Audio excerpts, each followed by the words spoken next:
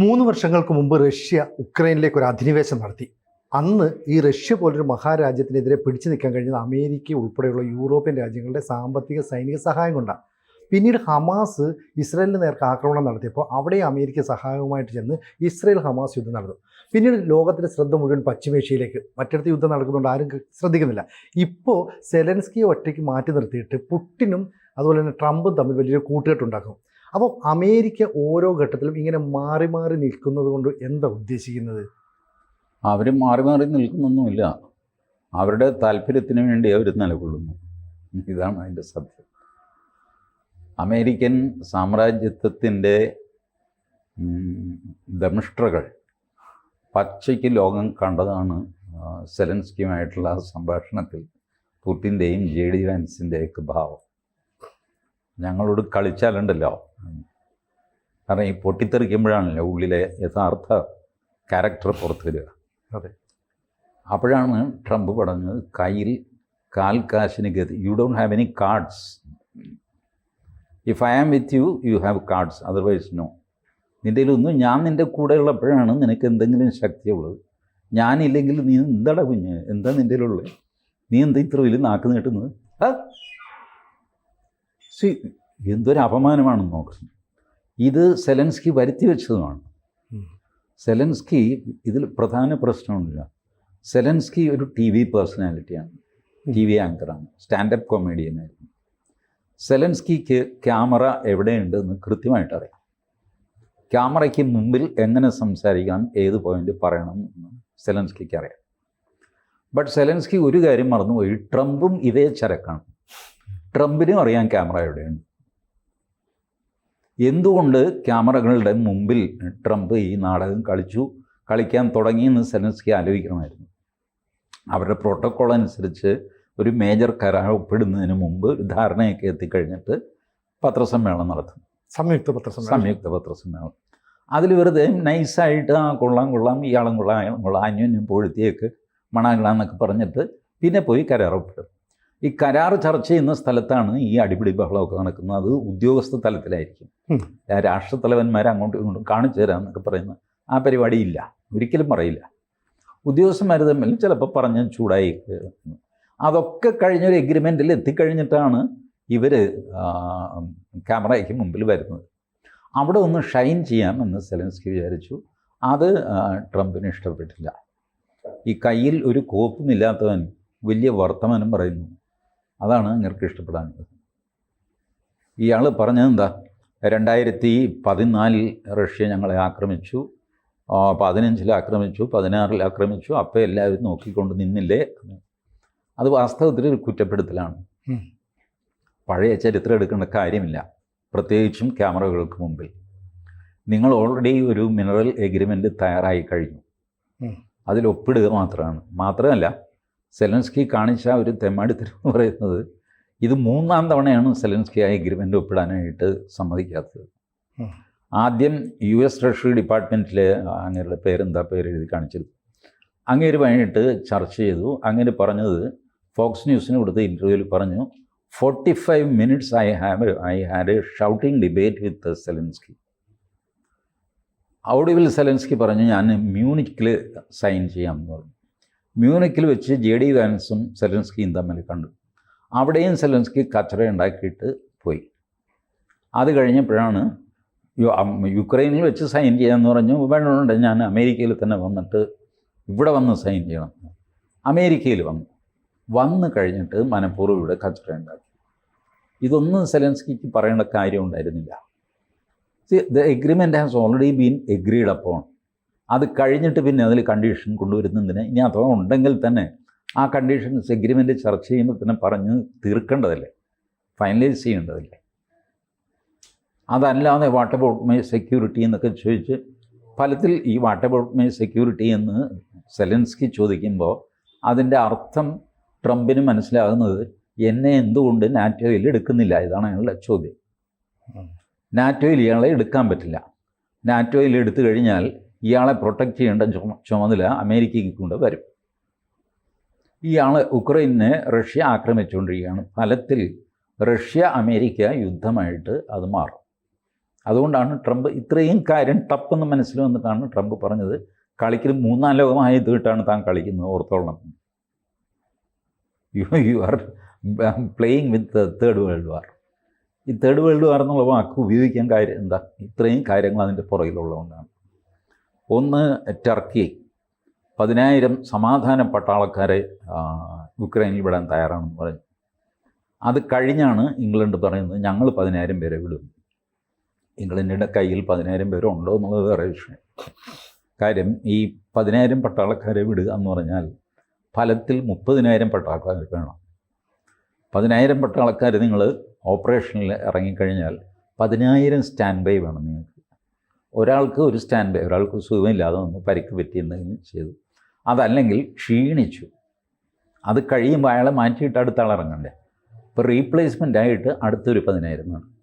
അത് കൂടാതെ ഇവരുടെ ലോജിസ്റ്റിക്സും സംഗതിയൊക്കെ നോക്കാനായിട്ട് വേറൊരു 10,000 വേണം. ഇവരെ കൊണ്ട് യുക്രൈനിൽ ഒരു സ്ഥലത്തല്ല യുദ്ധം നടക്കുന്നത്, പല സ്ഥലത്തായിട്ടാണ്.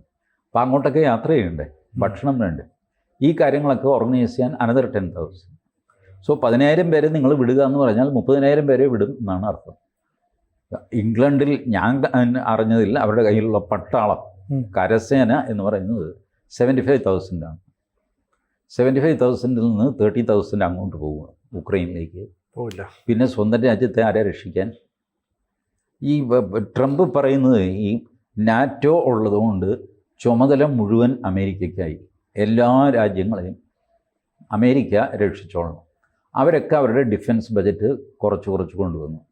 ജർമ്മനി കുറച്ചു, ഫ്രാൻസ് കുറച്ചു, ഇംഗ്ലണ്ട് കുറച്ചു, സ്വീഡൻ, ഡെൻമാർക്ക്, നോർവേ, ഇവരെല്ലാം എന്തെങ്കിലും 10 രൂപ കൊടുക്കും. അമേരിക്ക നോക്കിക്കൊള്ളുമല്ലോ. നമ്മൾ വെറുതെ ഇതിൽ കാശ് മുടക്കി ആയുധം ഉണ്ടാക്കാനും പിടിക്കാനൊന്നും പോകും. ഫ്രാൻസ് അവരുടെ റഫാൽ വിമാനം ഉണ്ടാക്കിയിട്ട് ഇന്ത്യക്ക് വിൽക്കുന്നു, വിറ്റ് കാശുണ്ടാക്കുന്നു. അവരുടെ സ്വന്തം രക്ഷിക്കാൻ അത് അമേരിക്ക രക്ഷിച്ചോളും. അപ്പോൾ അമേരിക്ക പറഞ്ഞു എനിക്കെന്താ ഇത്ര, ഞാൻ കാശ് മുടക്കി നിന്നെയൊക്കെ സംരക്ഷിക്കേണ്ട കാര്യം എന്താ? ഞാൻ പറഞ്ഞാൽ നീ ഇങ്ങോട്ട് കേൾക്കുകയുമില്ല, നീ വലിയ ആളായിട്ട് സെലൻസ്കിയുടെ ദോസ്തായിട്ട് നടക്കുന്നു, പോയി പണി നോക്കണം.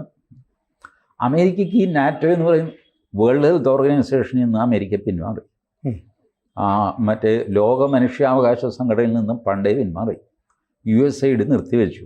പിന്നെയാണോ അമേരിക്കയ്ക്ക് നാറ്റോ? പോയി പണി നോക്കണം. അതുകൊണ്ടാണ് നാറ്റോയുടെ സെക്രട്ടറി സെലൻസ്കിയോട് പറഞ്ഞു, താൻ അമേരിക്ക പറയുന്നത് കേൾക്കുക കേട്ടോ.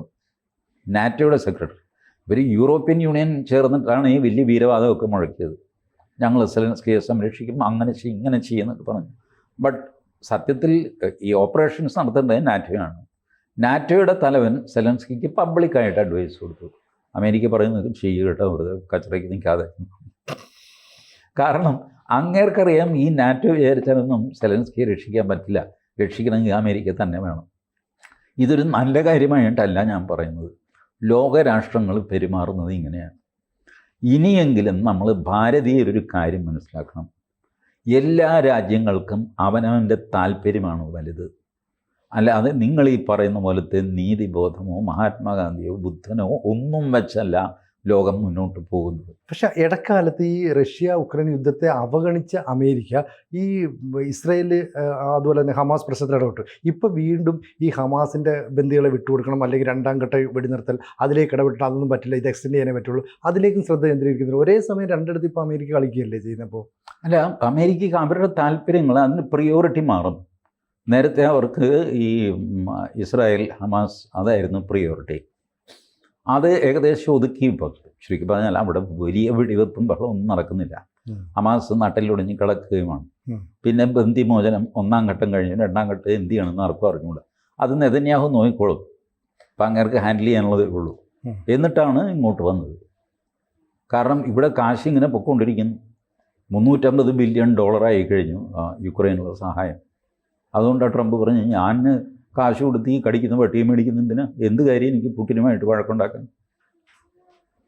പുടിൻ ഈ വേറൊരു രീതിയിൽ ആലോചിച്ച് നോക്കുക, റഷ്യ ഉക്രൈനെ ആക്രമിച്ചു, അതിന് അമേരിക്കയ്ക്ക് എന്താ? അമേരിക്ക എത്ര ദൂരെ കിടക്കുന്നു, എങ്ങനെയെങ്കിലും തൊലയട്ടെ എന്ന് വിചാരിച്ചാൽ പോരെ. ഈ പറയുന്ന ലോകസമാധാനമൊന്നും ആരുടെയും അജണ്ടയിലില്ലെന്ന്. നമ്മൾ കുറച്ച് പേര്, പ്രത്യേകിച്ച് കേരളത്തിൽ ഭയങ്കര കോംപ്ലക്സാണിത്. കേരളത്തിലെ ആളുകൾ വിചാരിക്കുന്നത് ലോകരാജ്യങ്ങളൊക്കെ നന്മ, അടിസ്ഥാനപരമായിട്ട് ക്ഷമ, സ്നേഹം, കാരുണ്യം, ദയ. തേങ്ങാക്കൊലയാണ്. ഈ വക വികാരങ്ങളൊന്നുമില്ല രാജ്യങ്ങൾ തമ്മിൽ. അവർക്ക് അവരുടെ താല്പര്യം മാത്രമേ ഉള്ളൂ. 2 ലക്ഷം പിള്ളേരെ എൻ്റെ പിടിച്ചുകൊണ്ട് പോയി ഈ റഷ്യക്കാർ. സെലൻസ്കി ക്യാമറകളുടെ മുമ്പിൽ പറഞ്ഞു. അപ്പോൾ ശരി, പിടിച്ചുകൊണ്ട് പോയി ആരും കമൻറ്റ് ചെയ്തില്ല. ട്രംപും കമൻറ്റ് ചെയ്തില്ല, JD വാൻസും ഒരക്ഷരം വേണ്ടിയില്ല. 2 ലക്ഷം പിള്ളേരെ പിടിച്ചുകൊണ്ട് പോയി. കാരണം ഈ സെലൻസ്കി എന്താ ചെയ്യുന്നത്? 16 വയസ്സുള്ള പിള്ളേരെ പിടിച്ചുകൊണ്ട് പോയിട്ട് പട്ടാളത്തിൽ ചേർക്കണം. ബലം പ്രയോഗിച്ച് റോഡിൽ കണ്ട അപ്പോൾ പിടിച്ചുകൊണ്ട് പോകും. അതിൻ്റെ വീഡിയോസൊക്കെ ഇറങ്ങിയിട്ടുണ്ട്. അതാണ് സെലൻസ്കി ചെയ്യുന്നത്. The biggest cruelty he is imposing on his own people. Compulsory ആയിട്ട് പട്ടാളത്തിൽ ചേരണമെന്നുണ്ട് 18 വയസ്സ് കഴിഞ്ഞവർ. 18 വയസ്സിൽ കഴിഞ്ഞ് ഇയാൾ ഡിക്ലെയർ ചെയ്താലേ പട്ടാളത്തിൽ ചേർക്കാൻ പറ്റുള്ളൂ. ഇത് പട്ടാളക്കാരെ ഇറങ്ങി വന്നിട്ട് 16 വെച്ചിട്ട് പിള്ളേരെ വണ്ടി കയറ്റി അങ്ങ് കൊണ്ടുപോവുകയാണ്. ഒരു ട്രെയിനിങ് ഇല്ല, ഒന്നുമില്ല. നേരെ യുദ്ധമുഖത്തേക്ക് പറഞ്ഞുവിടും. എന്ത് ചെയ്യണമെന്ന് അവർക്ക് അറിഞ്ഞുകൂടാ.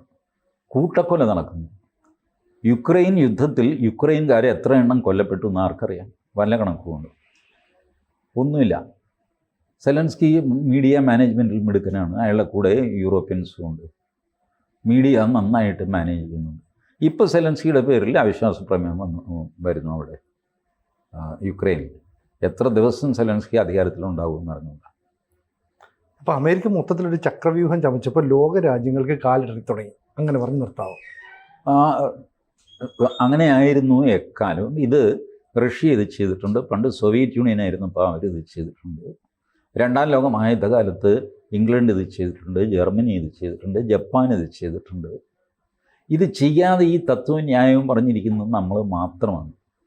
അതുകൊണ്ട് നമുക്ക് എന്ത് സംഭവിച്ചു? ചൈന നമ്മളെ ആക്രമിച്ചപ്പോൾ 38,000 സ്ക്വയർ കിലോമീറ്റർ കൊണ്ട് ചൈന പോയി. ഇന്ന് വരെ നമുക്ക് തിരിച്ചു കിട്ടിയിട്ടില്ല. നമ്മളിപ്പോഴും പഞ്ചശീലം പറഞ്ഞിരിക്കുന്നു. കൂടുതൽ വാർത്തകളും വിശേഷങ്ങളും നിങ്ങളിലേക്ക് എത്താൻ ABC മലയാളം സബ്സ്ക്രൈബ് ചെയ്യുക, ബെൽ ബട്ടണും അമർത്തുക.